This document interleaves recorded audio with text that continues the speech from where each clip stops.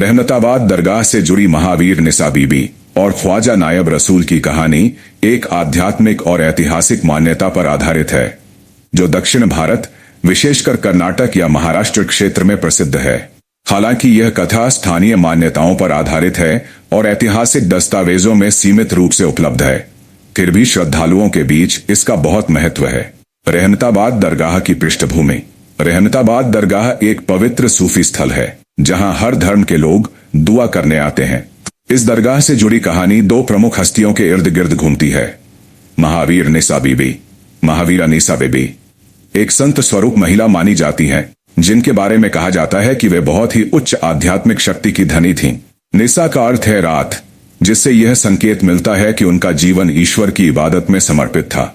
ऐसा माना जाता है कि उन्होंने अपने जीवन को मानवता की सेवा, भक्ति और ध्यान साधना में लगाया था। ख्वाजा नायब रसूल। ख्वाजा नायब रसूल।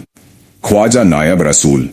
ख्वाजा नायब रसूल, इन्हें नायब यानी प्रतिनिधि या उपस्थ के रूप में जाना जाता है।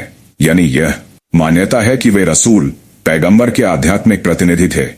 इनका जीवन दरगाह से जुड़ी करामातों, दुआओं की कबूलियत और सूफी मार्ग पर लोगों को चलाने में गुजरा। कहानी की प्रमुख बातें। 1. रहमत की धरती। कहा जाता है कि रहमताबाद की जमीन को रहमत, ईश्वरीय कृपा मिली जब महावीर निसा और ख्वाजा नायब रसूल ने वहां तपस्या और इबादत की। 2. मिलन और मिशन। इन दोनों संतों का एक दूसरे से मिलना कोई साधारण घटना नहीं थी, यह एक दिव्य योजना का हिस्सा था।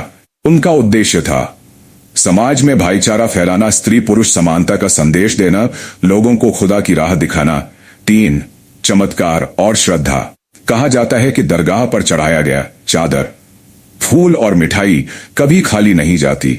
कई लोग यहां मन्नत मांगते हैं, संतान, स्वास्थ्य, नौकरी आदि के लिए, और पूरा होने पर वापस शुक्रिया अदा करने आते हैं।